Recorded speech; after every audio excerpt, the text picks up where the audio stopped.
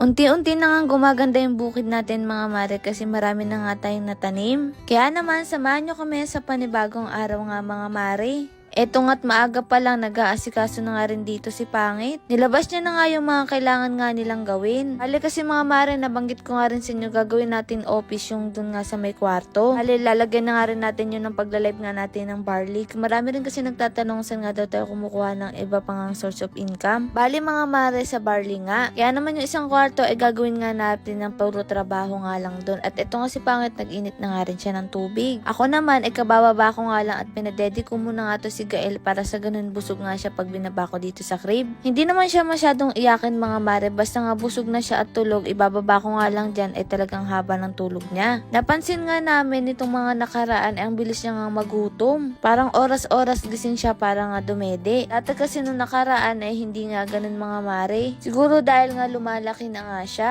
Kung mapapansin nyo nga mga mare, parang hindi nga siya 2 linggo pa lang, parang 1 buwan na nga yung katawan niya. Nagpatipla na nga rin ako dito kay Pangit ng dark choco kasi magkakape nga siya. Ito nga yung iniinom ko kaya nga lumakas din yung gatas ko. Balik kaysa nga sa mag-Milo or iba pa nga, dito na nga lang tayo sa barley. Saka dark choco naman to kaya pwedeng pwede. Kaya mga mare, pwede pa rin kayong humabol sa Berman's promo nga natin. At napakadami nga pa-previous nga natin mga mare. At ito nga si Pangit, nagtipla na nga rin ng kape niya. Ito na nga siguro yung matatawag namin na date mga mare kasi nga sobrang abala nga natin. Papasalamat din naman ako kay Pangit mga mare kasi talagang inaasikaso niya kami magnanay. Kaya habang binabantayan ko nga to si Gael mga mare, ayan nga si Chuchu nakikibantay nga din. Abay gusto rin ata mag-almusal nga mga mare at eto gumagalaw na nga si Gael at umiiyak na nga. Sabi ko nga sa inyo, napakabilis niya nga magising at gutom na naman nga kapag ganun. Kapag maaga naman, hinahayaan nga namin siya mga maring umiyak kahit mga ilang minuto kasi nga pangpalakas nga daw yun ng baga. Pero kapag hapon-hapon na ay hindi na namin hinahayaan kasi nga syempre delikado nga rin pag iyak ng iyak ang baby. Tuwang-tuwa nga dito si Pangit mga mare kasi first time niya nga lang mapapatulog etong si Gael. Maraming beses niya na kasing sinubukan mga mare pero ngayon pa lang niya napatulog. Kaya nung tulog na eto, tamang kain na nga lang kaming dalawa dito.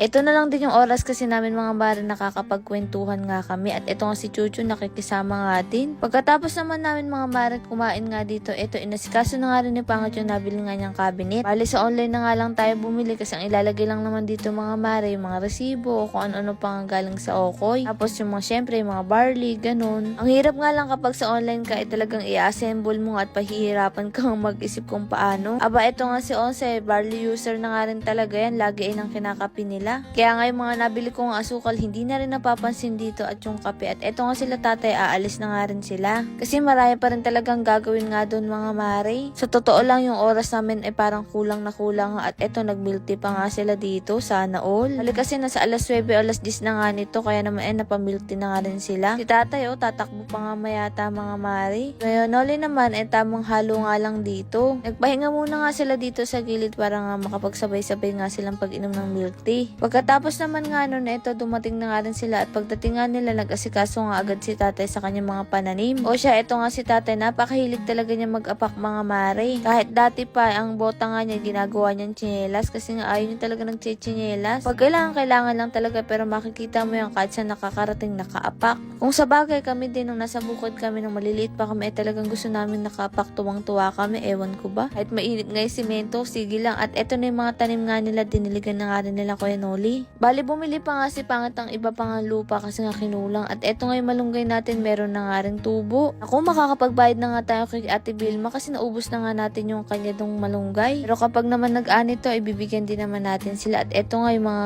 tanim nga ni tatay na saging ay nabubuhay na nga din. Bali 3 truck pala yung pinadala nga ni tatay na garden soil. Sobrang excited ko talaga mga mare kapag napuno to ng gulay kasi talagang napakaganda na nung tingnan tapos may kubo pa nga, diba? Dito na nga sila nagluto mga mare sa lapag at ginamit na nga lang din nila uling. Nagsaing na nga rin si Kuya Noli mga mare dito. Kaya ayan, for the paypay nga ito si Kuya Noli. Ito rin mahirap mga mare kapag wala kang kahoy. O siya, ano naman kaya ang ulam nila for today's vlog? May kamatis nga mga mare, ano kaya ang ulam nila? Mukhang prito na naman nga mga mare ang uulamin ng mga to. Dahil mukhang pang sausawan nga ang ginagawa ni Kuya Noli dito. Ay nako mga mare, tama nga yung hula ko. Tuyo nga at napakasarap naman talaga ng tuyo sa totoo lang. Lalo na mga mare yung isasawsaw mo nga siya sa suka na may bawang ay the best. Tapos magsasabaw ka ng konting-konti lang naman na mantika sa kanin mo tapos medyo alat-alat. Ay nako talaga mga mare. Ewan ko na lang kung hindi nga mapataob ngayong kaldero at eto nga si tatay iniinis yung manok niya. May gusto ata magsabong silang dalawa. Kapag nagkaganon ay mayroon tayong ititinolan nito at tuwang-tuwa nga si tatay parang mga agat pa yung dalawang ngipin niya sa harap. O siya eto tapos na nga ang kanilang ulam mga mare. Isa sa masarap na tuyo yung hindi masyadong maalat. May ganon kasi mga maring tuyo hindi masyadong maalat kaya naman napaparaming ikain namin kapag ganun. Sabi nga kapag ganito yung ulam mo ay ewan ko na lang kung hindi mo mapataob yung kaldero. Tapos samahan mo nga pa nga na may sausawan nga ng kamatis. Ewan ko ba ba't may ketchup dito? Lakas din ng trip ng mga to mga mare, may pa-ketchup pa nga sa tuyo.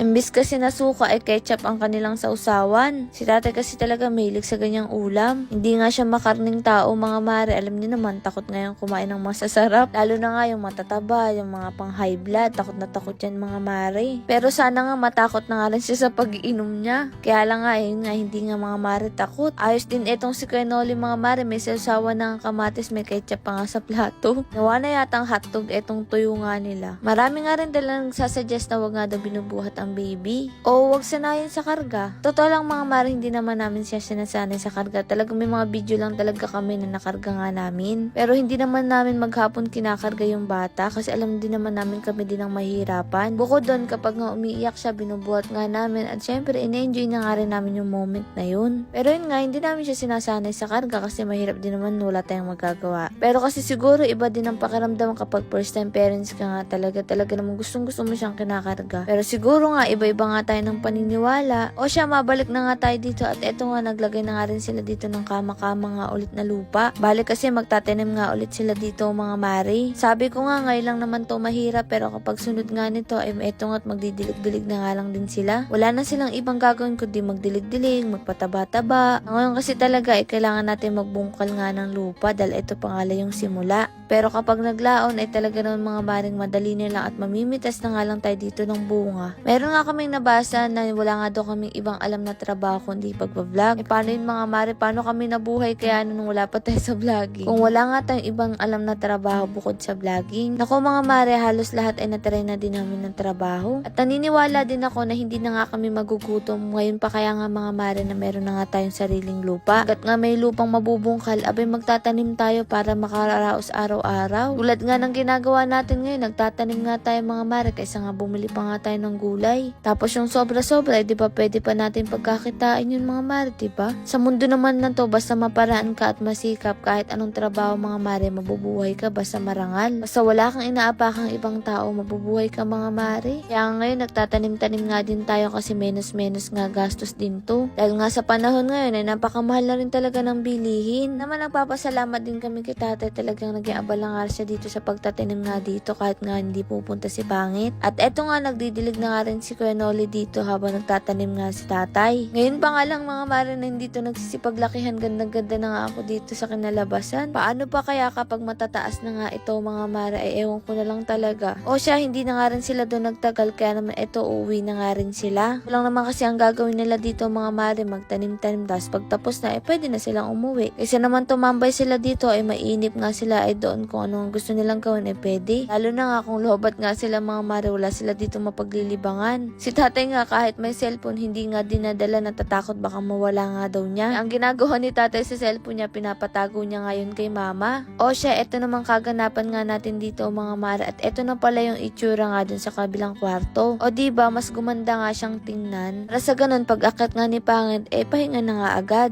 Kaya naman eto, tamang encode nga lang siya dito. Lord, maraming salamat sa lahat ng blessing at syempre sa inyo mga mare, paano ba yun? Bukas na lang ulit.